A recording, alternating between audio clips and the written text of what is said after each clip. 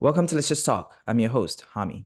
Joining us today is Congressman Jamaal Bowman, the United States Representative for New York's 16th Congressional District since 2021, and the first Black man to represent his district.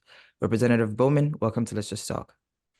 What's up, brother? Thank you so much for having me. Of course, I want to call you Dr. Bowman, Representative Bowman, Congressman Bowman. You have a lot of hats that you wear, but I'm going to speak to Representative Bowman since that's the capacity in which you are here today. But I want to begin this conversation with your fiery speech on the Congress floor in support of Congresswoman Rashida Tlaib, the only Palestinian-American member of Congress who was censured for speaking against the siege in Gaza and the now at least 18,000 Palestinians who have been killed, including over 7,000 Palestinian children, and counting since Israel's beginning its military offensive after Hamas's attacks on October 7th, which, as you know, tragically killed 1,200 Israelis.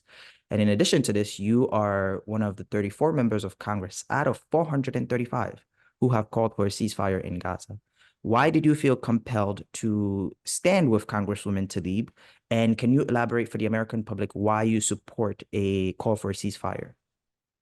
Well, because I do not support mass murder and I do not support war crimes. And what's happening right now in Gaza are war crimes, plain and simple. From the very beginning, when the rhetoric was used in describing Palestinians as animals, when they cut off food and water and energy, asking, half the population to evacuate from the north to the south, and the constant bombardment of civilians, mostly killing almost 20,000 civilians overall, mostly women and children, and killing 8,000 children. I mean, these are war crimes, and we have to identify them as such and call them what they are. And that's why we called for a ceasefire from the very beginning, because what's happening here is collective punishment. What Hamas did was horrific, and also a war crime, and needs to be dealt with accordingly. Hamas needs to be held accountable. And counterterrorism approaches and exercises need to be used to root Hamas out and get Hamas and destroy Hamas. Absolutely. But what's happening now is collective punishment. We are punishing all the Palestinians and killing mostly civilians who are not part of Hamas. And that's what's happening now. And so that's why we called for a ceasefire from the very beginning. In the beginning, there were only 6 of us. Then it went to 13, and now we're at over 30, which is amazing. And we need people on the outside to continue to put pressure on Congress so that more people can call for a ceasefire. And I spoke up in support of Rashida Tlaib because, number one, she's my sister in the squad. Number two, she's the only Palestinian American in Congress, and quite often she is a lonely voice speaking up for the humanity of Palestinians. And it's just my honor and privilege to stand with her and speak with her to uplift Palestinian lives, just as we would uplift every other life, because every life is sacred, and every life is precious. And we do not want Jews to be killed. We do not want Muslims or Christians to be killed. We do not want Israelis to be killed. We do not want Palestinians to be killed. We don't want anybody to be killed. And so we have to speak up for humanity first and foremost. Right. And as you speak about uplifting humanity, it's no secret that you were just censured as well, along with Rashida Tlaib, making you the 27th member of Congress. Meanwhile, Congressman Max Miller went on live TV and said, we are going to turn it into a parking lot in reference to Gaza, yet there has been no move to censure him. So I want to ask you, as somebody on the inside, how does Congress decide what is worth censoring and what is not? How did you feel about how your colleagues handled that in general? Yeah, well, whoever's in the majority can come together and decide to censure a member of Congress. All you need is a simple majority, as opposed to expulsion, where you need 2/3 of people voting for an expulsion. So you absolutely need someone from the other party. Before censure, you only need a simple majority. Now, there are different types of censure. There's censure where you're removed from committees and other and other punishments. My censure just involved pretty much me just being censured publicly, but I'm still on committees. I can still speak on the floor. I can still do my job. It's just sort of a public admonishment, if you will. But yeah, to your point, Republicans are in the majority. So, there have been Republicans who have referred to Ilhan Omar as a terrorist. There have been Republicans who created animated videos killing Congresswoman Ocasio-Cortez. There were Republicans who, on the House floor, referred to Palestinians as Nazis, and calling for collective punishment, not just punishing Hamas, but all Palestinians. And so, because they're in the majority, they can get away with that because they're not censuring themselves. And that's why we need to have people in office who carry themselves with a certain integrity and a certain character that is beholden of the institution that is Congress. You do something wrong, take responsibility for it, and try to move on and do better and be a good role model for your district, as opposed to the hyper-partisanship we see in Congress right now. It sounds like a very toxic environment, if you ask me. And so working in that kind of space, for a lot of us on the outside, we're just watching you guys fight every day. And we're like, you're not doing much to change our daily lived realities and conditions. But for the sake of time, I'm going to leave that aside. You are a member of the Black Congressional Caucus. And growing up, I always heard that run for Congress and become a part of the Congressional Black Caucus because they are the soul and conscience of America. Yet there hasn't been any collective calls for a humanitarian ceasefire and leading with diplomacy first and uplifting human rights values, as you've been stating for your reasons for a call for a ceasefire. Why is this the case that on this issue you all seem very divided? Because we are wondering why is the supposed soul and conscience of America silent as war rages on and bodies continue to pile up? Well, I do want to say that many of us who have called for a ceasefire are members of the Congressional Black Caucus. So, myself, Bonnie Watson Coleman, Cori Bush, Summer Lee, Ayanna Presley, and many, many others, Ilhan Omar. We are all members of the CBC, and we have called for a ceasefire. In terms of a collective call, one of the challenges and the conflicts that we've been dealing with in Congress is our relationship to Israel and us wanting to support Israel, but also having a challenge of not also supporting Palestinians and Palestinian lives, and that conflict remaining in play as we govern here in Congress. And so what I've been trying to do and what others have been trying to do as we communicate with our colleagues in the CBC to say, hey, listen, and the best way to support Israel is to hold Israel accountable for its treatment of Palestinians. And it's not just at the moment, what's happening at the moment in terms of the siege and the collective punishment and the mass murder in Gaza. It's about the open-air prison that was Gaza prior to October 7th. It's about the blockade where the Palestinians in Gaza cannot go in or out without Israel's permission. It's about having their food and water and energy under control as part of this blockade. And some institutions and organizations referring to Gaza as an apartheid state.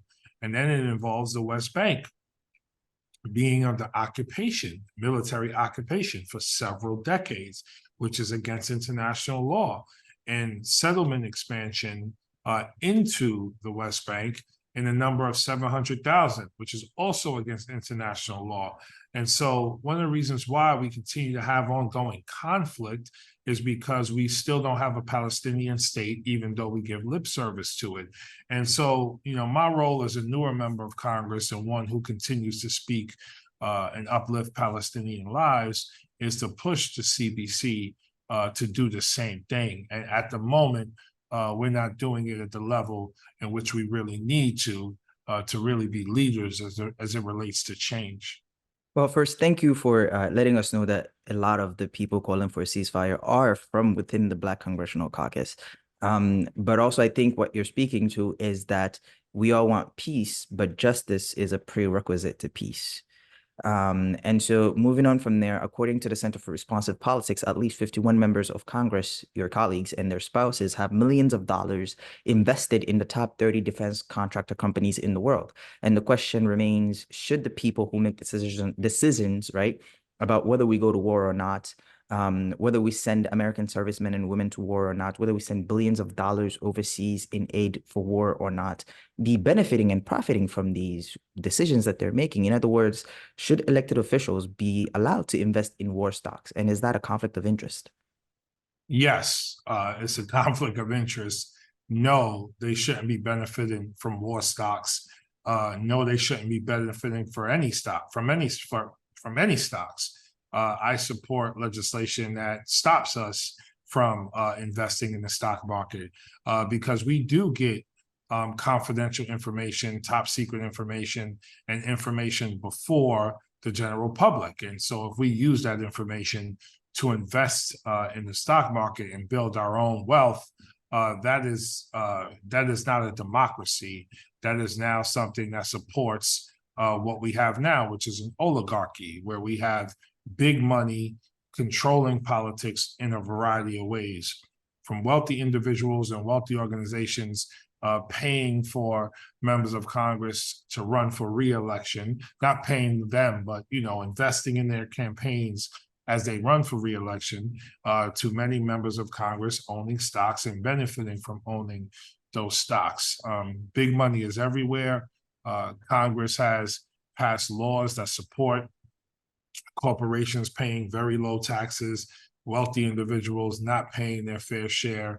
And this is why we continue to have a military industrial complex, a prison industrial complex, a healthcare system that is super expensive and doesn't keep us healthy, while we're not investing in early childhood education, universal childcare, K-12 public schools, affordable housing, climate change, and all the things that we know will lead to a better quality of life and better economic and health outcomes along the way. And so that's why people like me are here. That's the work we are looking to do.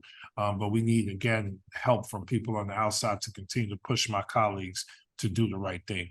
And I think one of the things that make you very attractive to a lot of people is like you talk that talk, but you also walk that walk, and you're pretty consistent across issues. You've been pushing peace, diplomacy first across the board, and that makes you one of the few Congress members that have spoken on what's happening on the Congo, right? On Twitter, and I quote, you said, "Our work towards peace also includes people experiencing violence in the Congo, where millions have been displaced at the hands of militia group violence. This terror is inexcusable. The United States must not stand by and continue deporting people into violent situations as they are now." Can you clarify for people that don't know what you were speaking about on Twitter, because sometimes those short texts don't tell people too much information, right? And what you believe should be the role of the United States in the Congo? Well, there's a genocide happening in the Congo, first and foremost. There's also a genocide happening in Ethiopia. And there's a cycle of violence that continues in places like the Congo and many parts of the global South for several decades. And in my opinion, this is all rooted in the ramifications of European settler colonialism and Western hegemony and imperialism on the continent of Africa and around the world. And so our work as a country is to right the wrongs of history. And what I mean by that is, we need to go through a process of truth, collective healing, and reparations to repair the harm that we have inflicted on African Americans here, but also the African continent. And it's not just the U.S. that's responsible, it's all of the European nations who are responsible.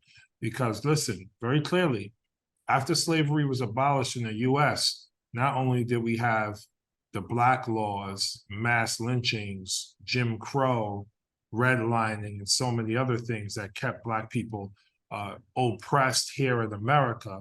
I mean, honestly, 1865 ended slavery, but we haven't been fully free until 1965.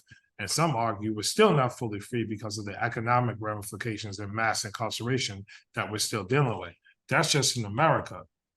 Right after slavery was abolished here, Europe colonized Africa and created an infrastructure that led to, and it's still happening today, the extraction of precious raw materials to build the economic power of Europe and Western nations. And it destabilized tribes and communities all across the continent. And you see manifestations of that continuing today with militias and others fighting each other with weapons that often come from Western nations. And so because of that history, because of our complicity in places like the Congo, we have to step in now and do everything we can to repair the harm and build infrastructure that benefits the people of Africa all over the continent, and not just implement a foreign policy that's rooted in extraction and building our own power. Yeah, that was a great summation of history. Your educator side is showing. If anyone is interested in learning more about this, Rodney has a great book on it, where he talks about how Europe developed at the expense of the rest, and he talks about how the rest of the world underdeveloped Africa.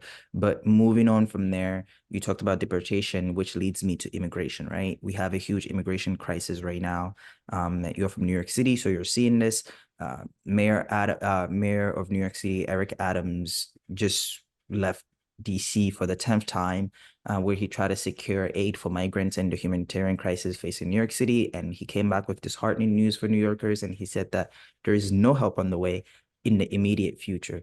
What do you say to Americans who are dissatisfied with congressional priorities, right? Who feel that their government can readily fund international wars and always find money for it, but fall short when it comes to addressing urgent domestic crisis? A lot of the stuff that you've talked about throughout this short interview. Yeah.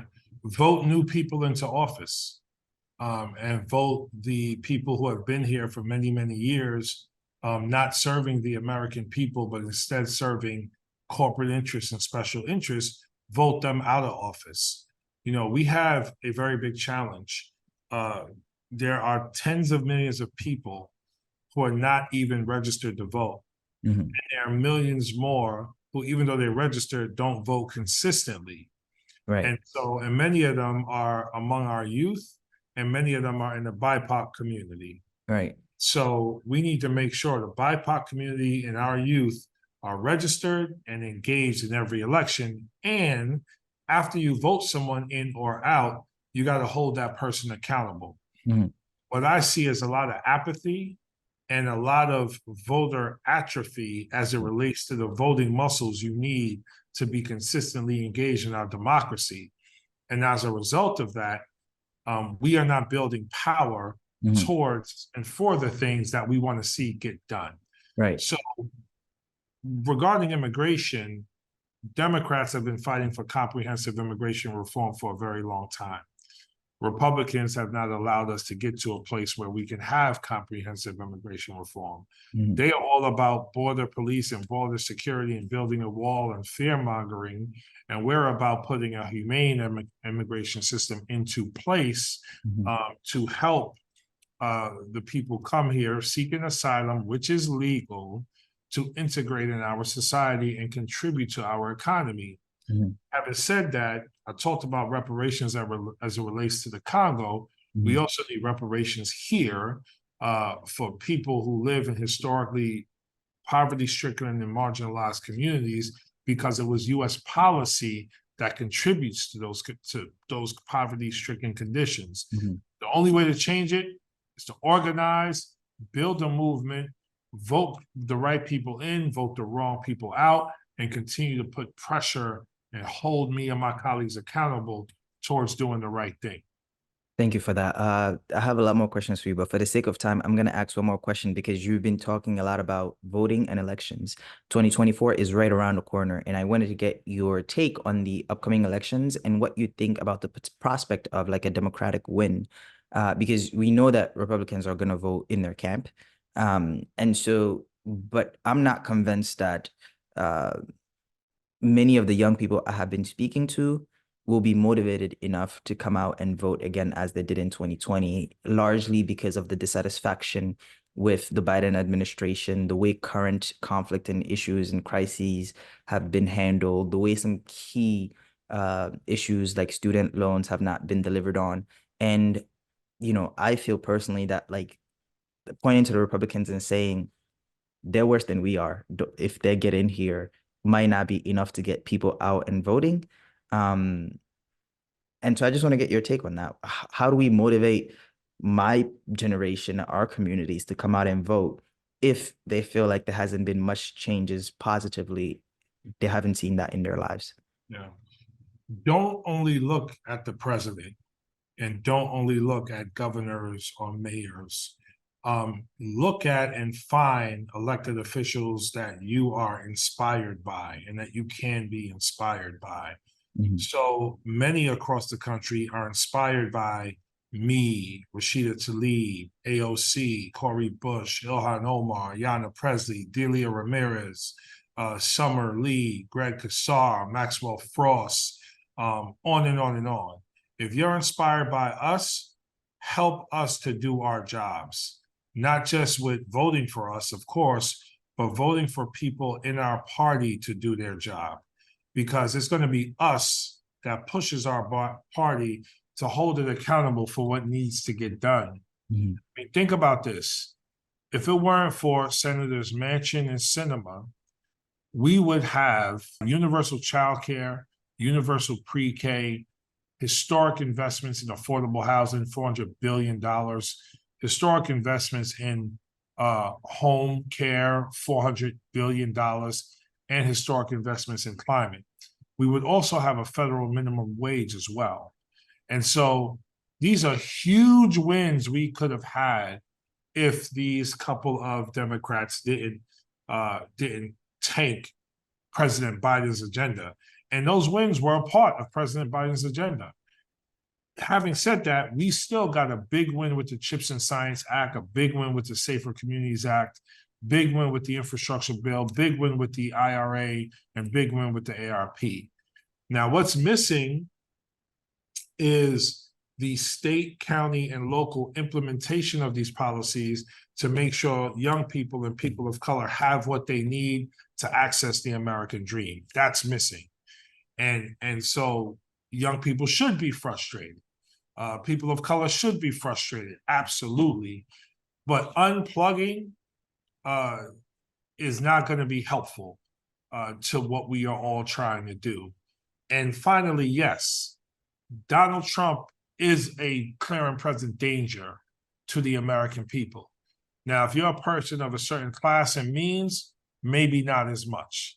But if you're not, you'll be a victim, and we will all be victims of the Donald Trump era, because Donald Trump wants to be like Putin and other fascists and dictators around the world. And so, people got to weigh all of this. President Biden has been disappointing in a lot of ways. He has delivered when it comes to other ways, but I think he is the last of generations of leaders like that. The new generation of leaders, people like us, coming together and taking our country to the next level. But we got to stay engaged in order to do it. Congressman, Dr. Jamaal Bowman, I really appreciate you being on Let's Just Talk, and we look forward to continuing these conversations with you. Of course, brother. Peace and love, man. Thanks for Peace and having me. love.